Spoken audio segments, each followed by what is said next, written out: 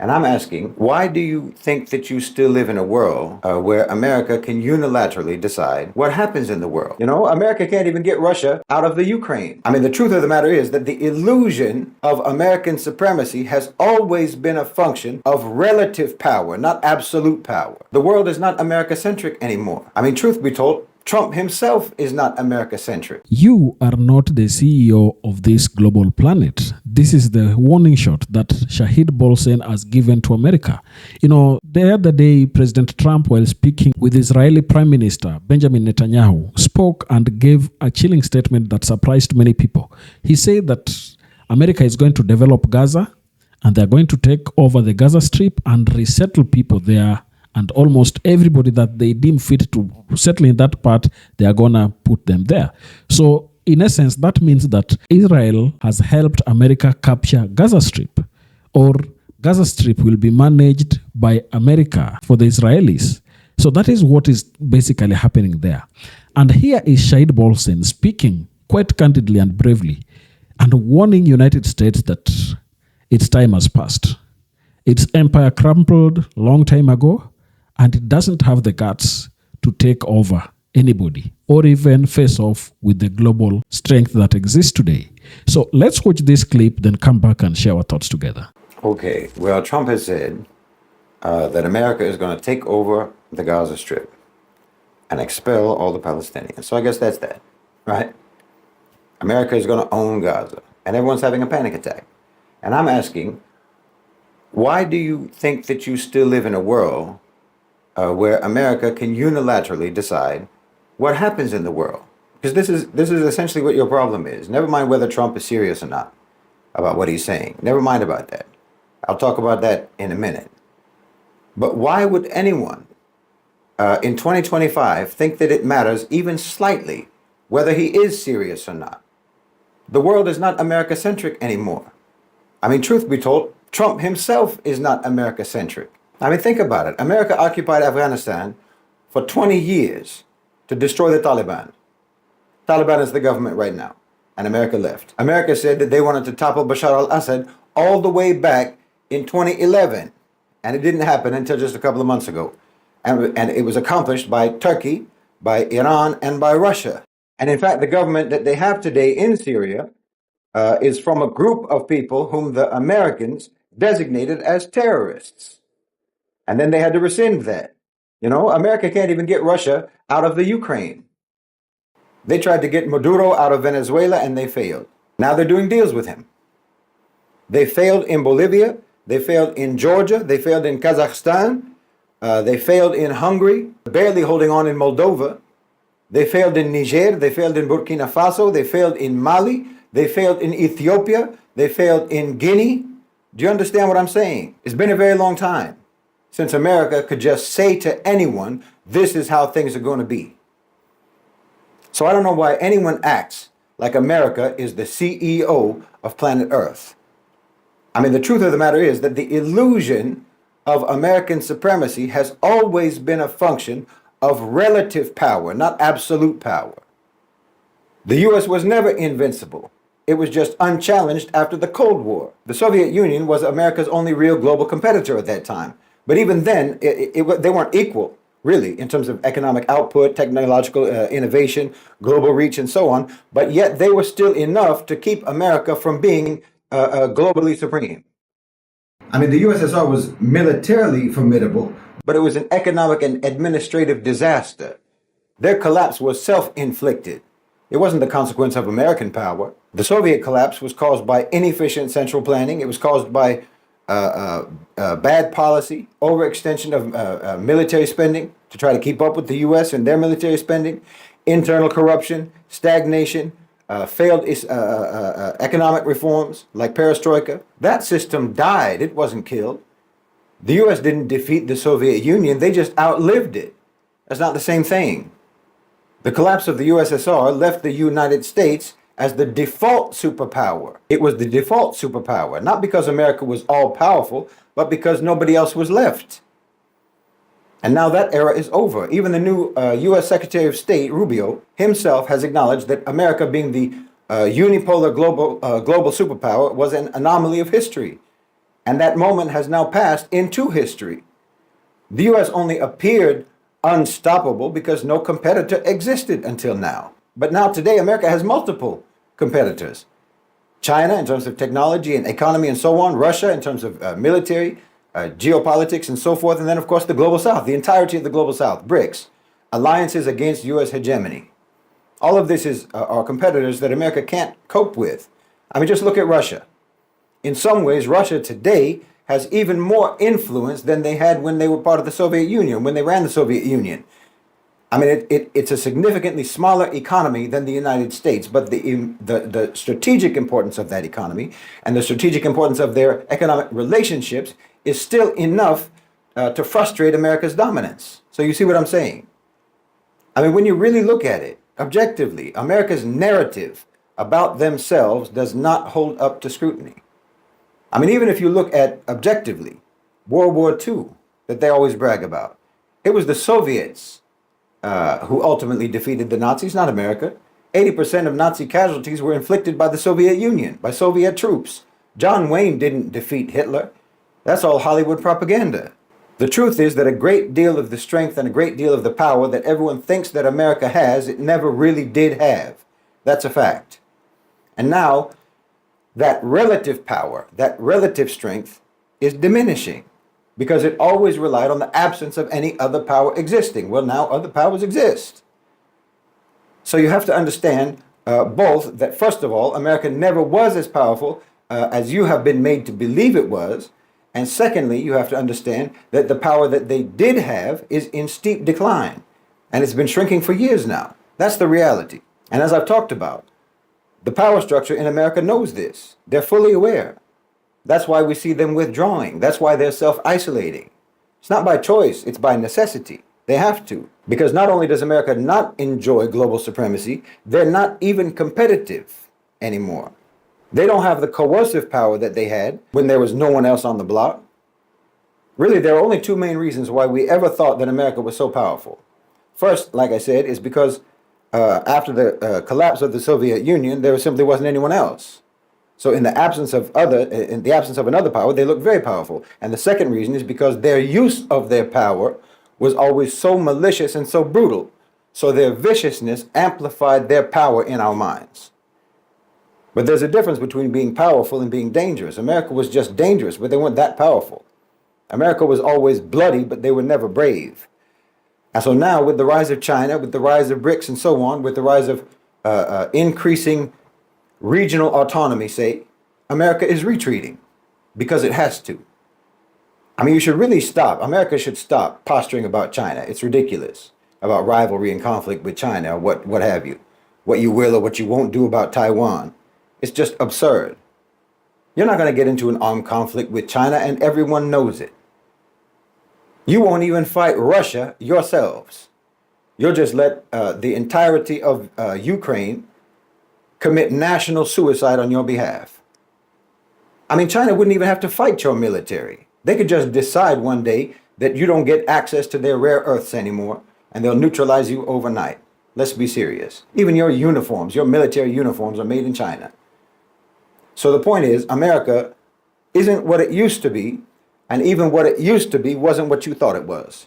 So when Trump says this or Trump says that, or if it was Biden and he said this or that or the other, whoever else, it doesn't matter. When they talk about what they want to happen in the world, it's not divine decree to which all the nations of the world must capitulate. Those days are over. Because look, Trump didn't say anything, actually. He didn't say anything different than what Biden said. Biden also said that he wanted Egypt and Jordan to take the Palestinians, and he was told no, just like Trump has been told no. Trump doesn't have any more power than Biden had. It's the same office. I mean, Trump can expel the Palestinians on his vision board and meditate about trying to manifest it, see if the universe wants to give it to him, but that's about it.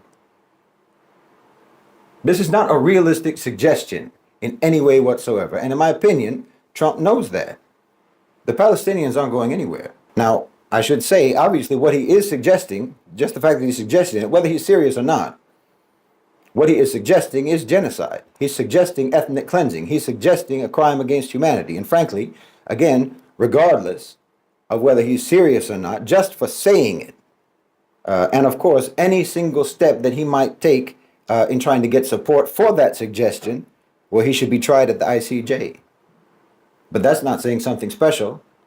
There hasn't been an American president in my whole lifetime who shouldn't have been charged and tried for war crimes. And inshallah, bi'idhnillah, we'll see a day like that. We'll see a day when that happens. That day will come, inshallah. I mean, Trump is too old to worry about that. But there are people in his administration who could potentially live long enough to live in a world where American officials are finally held accountable for their crimes. I don't know how old Anthony Blinken is, but he should definitely be in the dock, along with Obama, along with Hillary, Bush, Cheney, all the lot of them. You know, Marco Rubio, that Secretary of State, he's not that old. He might just live long enough to see his day in court. But look, the reality is there's no plan here. Any Zionists who are getting excited about it are basically the same as people who buy a meme coin or an NFT. You're being had. You know, Trump is cutting all foreign spending, U.S. aid, freezing all foreign assistance. Even the CIA is on the chopping block. He's going to pull American troops out of Syria. He's even talking about reducing or even potentially withdrawing American troops, ground troops out of Europe. He's not about to undertake a military occupation of Gaza by the United States. You must be joking. I mean, this is so obvious that it shouldn't even need to be said. And as for the expulsion of the Palestinians into some sort of settlements somewhere, Egypt, Jordan, or somewhere else, well, his plan is for the Arab states to pay for it. Okay, this is according to the prevailing interpretation of his words. I'll talk about that also in a minute. But according to the interpretation that everyone is going with, Trump wants to expel the Palestinians, if not to Egypt, and if not to Jordan, then to any number of other countries unnamed. And then he wants to have the rich Arab states, the Gulf states, and so on, pay for building settlements for them. Well, again, obviously that's not going to happen. That's not going anywhere. The entire Arab League has rejected that suggestion. The GCC has rejected that suggestion. This suggestion that they should finance America's ethnic cleansing of the Palestinians. No, that's not going anywhere. I mean, here's the suggestion. In summary, he's saying, you Arab states, you finance the genocide for us, and in return, we'll grab all the land in Gaza, we'll build it up, we'll make resorts, we'll put hotels on the beaches, and we'll get access to the natural gas off the coast. Meanwhile, what you'll get in return is to enjoy decades of destabilization, refugee crises, and the permanent hatred of your own people. Do we have a deal? It's ludicrous, and everyone knows it. I mean, everyone knows it unless you're like Ben Shapiro or something. Honestly, I've said it before, that trope about superior Jewish intelligence has been forever debunked since October 7th. Look, in my opinion, this is all a ploy. He doesn't mean any of this. I've told you before, never take Trump literally. Never take him literally. All of his public statements are either bargaining tactics or sheer misdirection, always. That's all it is. If you're going to react every time that man opens his mouth, you're not going to survive the next 4 years. So you need to calm down, keep a cool head.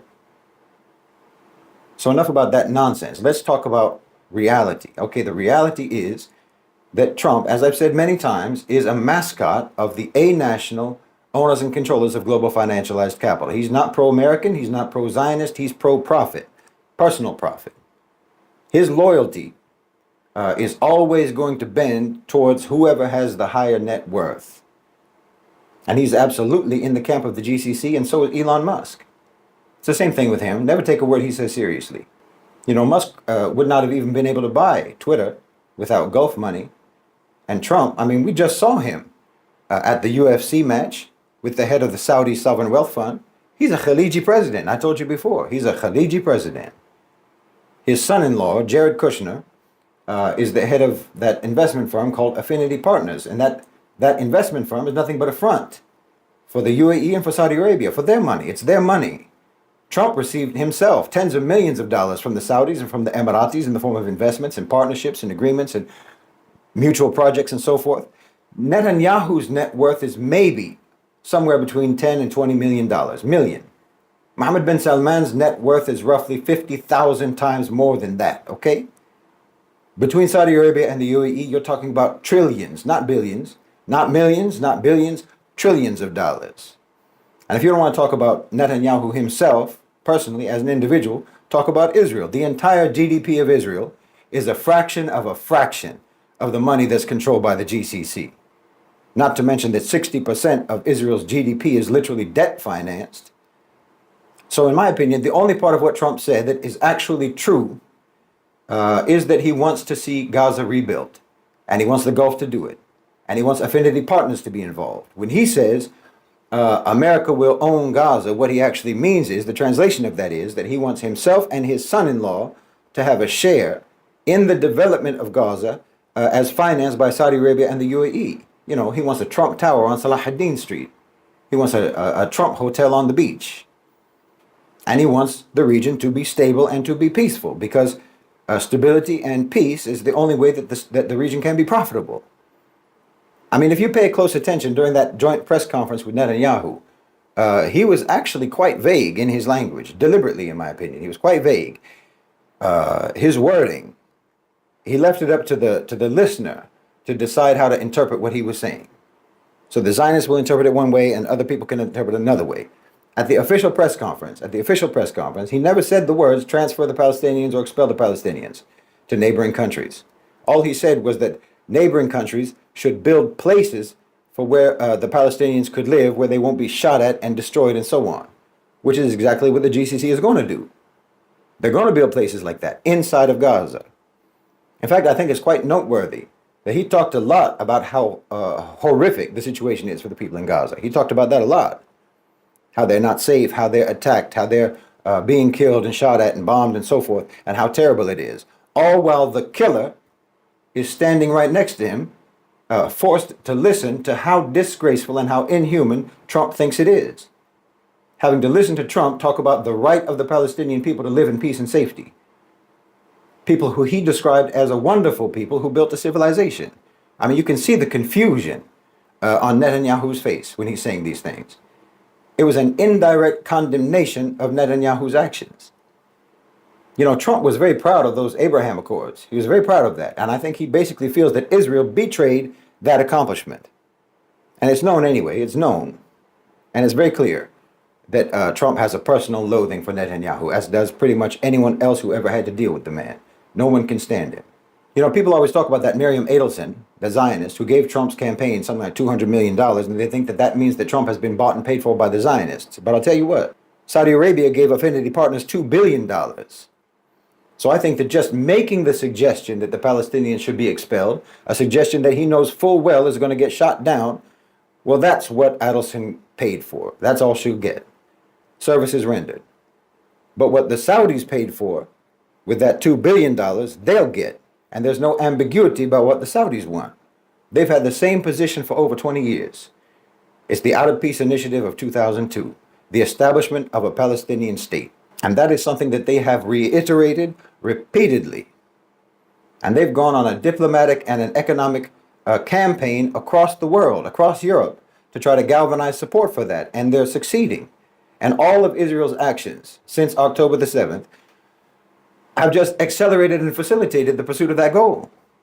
They're making it inevitable. I'll mention something here about the natural gas off the coast of Gaza, because I've heard a lot of people online, I've seen a lot of people online who look like they're newcomers to the Palestinian issue, like they just got on board after October 7th, and they're acting like this gas is a new discovery. No, it's known, and there are exploration and extraction contracts with the Palestinian Authority. The PA is the designated controller of those resources, not Israel and not Hamas. The PA will return to Gaza and they will be the government there. Probably won't be Mahmoud Abbas, won't be Abu Mazen, but it will be the PA. Hamas is going to be disarmed, they'll be disbanded, and there will be reconstruction. I still think that China will be recruited, or anyway they should be recruited, to manage the rebuilding, but of course Egypt is going to be involved heavily. They'll be heavily involved in that. They'll probably do most of the heavy lifting, as well as the Gazans themselves. But of course, the bulk of the funding is going to come from the Gulf. As you know, there'll be smaller investors, Turkey and so on, probably China. See, the Saudis want to have a Palestinian state. They want to have a deal for a Palestinian state, if not the actual establishment of it, before they develop Gaza, before they rebuild it, before the reconstruction starts, before they sink billions and billions of dollars into reconstruction just to have Israel bomb it again. So they either want the establishment of a state or they want a deal for an establishment of a state. So I think that Trump is just trying to pressure them to start the reconstruction now, before there's a deal. That's why he's pretending that America is going to take over Gaza and kick out the Palestinians. It's just a pressure tactic. It's just a bluff. Saying like to the Gulf, if you don't move on it now, we're going to do it and you're going to lose out. But again, everyone knows that this is a completely empty threat. Trump is not about to spend a dime rebuilding Gaza, and he's not about to send American troops over there. There's no question about that. I mean, even now, you've got that Eric Prince and his mercenaries over there in Gaza now, and that's being portrayed by many as an American private military company. But Eric Prince works for Abu Dhabi. So in my opinion, Netanyahu has a surprise coming. When he had that speech before Congress, it became very clear that he has no comprehension of the fact that we're not living in the 1990s. That America is not now what it was, and that Israel isn't what it was to America at that time. And he doesn't seem to recognize how much the world has changed and how much the region has changed drastically. So he might actually believe that what Trump said is feasible. But anyone who is not a delusional psychomaniac knows that it's nonsense. It's increasingly looking like there's going to be elections in Israel relatively soon, and Netanyahu is going to lose. Looks like probably Naftali Bennett's party will win, and Bennett has very good ties with the GCC, with the UAE especially. The Emiratis have been in touch with all sorts of opposition politicians in Israel. Even Bennett himself, he just came to Abu Dhabi at the end of January. So whatever daydream that Netanyahu is having right now, I think it's a bit like Joe Pesci at the end of Goodfellas. He thinks that he's about to get everything that he ever wanted for himself, but actually he's about to get what we've always wanted for him. But I should say that there is a genuine concern. I have a genuine concern with regards to reconstruction about what the people are going to do in Gaza, where they're going to live during the rebuilding process. That's a genuine issue, in my opinion. The Gaza Strip has been completely demolished. So that's my only real concern about all of this, that maybe Jordan, for example, they might cave to America's requests, thinking that it's for humanitarian reasons. And then they'll, of course, stipulate that the Palestinians must be guaranteed the right to return to Gaza after reconstruction is complete. So I don't think it's impossible that Jordan might succumb to the pressure, but I don't think it's likely. It's not impossible, but it's also not likely. There's other solutions, obviously. But to be honest, even in that worst case scenario, in the worst case scenario of the Gazans being relocated, the power dynamics in the region are such now, currently, that I don't think either the U.S. Nor Israel will have the ability to prevent the Gazans from returning to Gaza. So, what else? Well, I should say, look, don't react to every headline you see, and certainly don't react to everything that Trump says or everything Netanyahu says. It's embarrassing. Calm down. Frankly, it's amazing to me that anyone treats anything that these people say as decisive or as definitive. I mean, we've spent the last 15 months continuously debunking their lies, their constant lies, their continuous lies. But for some reason, people still treat what they say as serious. You take it seriously. And because of that, there's been so much disinformation spread by people who do this. You get hysterical when you see some headline and you don't bother to verify it. You don't bother to see where it's coming from, to notice that it's coming straight from Zionist sources, straight from the Israeli press, and then you repost it, you retweet it, you share it. You react to things that are completely fabricated and that are nothing but propaganda. And you're only helping the enemy when you do that. Like I said, a moment of reflection is all it takes. A moment of reflection will tell you that Trump's plan isn't any sort of plan at all. It's absolute rubbish. It's a bluff. Not to mention the fact that we already have experience with this man and all of the outlandish things that he has declared he would do, and they never materialized. They never got done. I mean, from his previous administration, Mexico never did pay for that wall that still isn't built. So now he's talking about Greenland. He's talking about Canada. He's talking about Panama. What he's going to do, they're going to take over Gaza. There's going to be an iron dome over America, a big, beautiful dome. They're eating the dogs. They're eating the cats. The government that you said was sending condoms to Gaza, spending millions of dollars on condoms in Gaza, and Hamas was making condom bombs. They say these things. They're treating you like idiots. So at least try to prove them wrong. I mean, if you've actually been following what's going on in Gaza, if you've actually been following the region for the last, even if it's just for the last 15 months, you never did it before, but for 15 months, by now, you should have a better understanding of the power dynamics in the region. You should have a better understanding of the power dynamics in the region. And you should at least have noticed the extent to which American influence has declined. Because like I said, Biden wanted to do the same thing that Trump wants to do now, or that he suggested now. So do you really think that after a year, over a year of genocide, over a year of global outrage, global awareness, 15 months of regional diplomatic cohesion, Iran, Egypt, Saudi Arabia, all aligning with BRICS during that time, do you really think that it's more feasible now to expel the Palestinians than it was in November 2023? Think it through. Just think it through before you react. Trump shared on his social media account, Truth Social, a video of Jeffrey Sachs talking about how Netanyahu got America into senseless wars and how he was a menace to the region. And you should have seen the comments from Trump's constituency, Trump's core supporters, Those are the only people who follow him and comment on his posts. Well, they all hate Netanyahu. They hate Israel. They hate AIPAC. Now, there's no way that this is going to go the way that Netanyahu hopes that it's going to go. But he should be the only one. Netanyahu should be the only one who's foolish enough and who's insane enough to think that it will. What a wonderful speech from Shahid Bolsen. He has spoken quite candidly and effectively on this issue that President Trump is proposing over taking over the Gaza Strip. I think he's really hit it on the head. Sometimes when people think that they have power, they can use that power the way they want. But we have to understand that we are in a globalized world where not one person can control everything that is happening everywhere.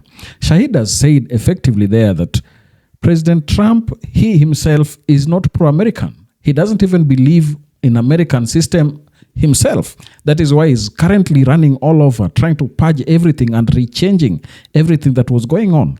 So if you look at the script that Trump has, he might be having those intentions, but he must be reminded, just as Shahid has reminded him, you are not policing the world anymore. And if ever there was such a moment where you police the world, that was just by an accident, but not by default. So America has no strength to really control the world as it is. He talks about the thought that everybody is now afraid or even thinking and asking themselves whether Trump is serious or not, and says, from when did you ever have it in your mind to think or even wonder whether Trump is serious or not? He says America has failed spectacularly in many missions that it went to. And that's why even in Gaza, they will not have an inch of Gaza or even succeeding in displacing the Palestinians in that part of the world. Shahid Bolsen, known for his sharp critique of Western foreign policy, responded critically to Donald Trump's proposition that the United States should own and control the Gaza Strip. In his analysis, Bolsen argues that Trump's plan to take over Gaza and displace its Palestinian population is not only impractical but also deeply unethical. He frames the proposal as a continuation of historical patterns where Western powers have redrawn the geopolitical map of the Middle East, often disregarding the rights and autonomy of local populations. Bolsen highlights the international condemnation that followed Trump's announcement, pointing out that such a move would be seen as an attempt to ethnic cleansing. He argues that the suggestion to relocate Palestinians to other countries would face strong resistance, not only from Palestinians, but also from Arab nations and the broader international community, which have long opposed the mass displacement of Palestinians. He critiqued the underlying assumptions in Trump's vision that economic development can be imposed without addressing the core issues of sovereignty and self-determination. Bolsen suggests that turning Gaza into a Rivera of the Middle East ignores the historical and political context of the region, including the ongoing conflict between Israel and Palestine. He also points out the logistical and legal challenges, emphasizing that such a plan would violate international law, which prohibits the forcible transfer of populations. Bolsen commentary extends to the potential diplomatic fallouts, noting that even allies like Saudi Arabia have explicitly rejected Trump's proposal, indicating a significant strain in U.S. relations with the Arab world. He concludes that Trump's approach reflects a misunderstanding or deliberate ignorance of the complexities of the Israeli-Palestinian conflict, advocating instead for solutions that respect Palestinians' rights and international norms. That is a summary of the entire speech or the entire commentary that he gave. And one thing I'm trying to really see here is that Trump could be trying to push his agenda of capturing Gaza through what he's also doing to South Africa. You know, in South Africa, he has tried to bully the government by trying to cut some aids that they were sending to that part of the world. But South Africans are saying, enough is enough. We are not going to budge. And whatever you do it, but South Africa is going to be independent. That really is something that must be watched, because Trump and Israel, especially Benjamin Netanyahu, have a common agenda for Palestine or Gaza Strip. But if you look at it, you'll find that President Cyril Ramaphosa and South African government decided to take them to the International Court of Justice, and there Palestinians got justice in that part. So that ruling alone informed global perception about who is wrong in Gaza Strip, and that is why nobody is siding with Israel to date.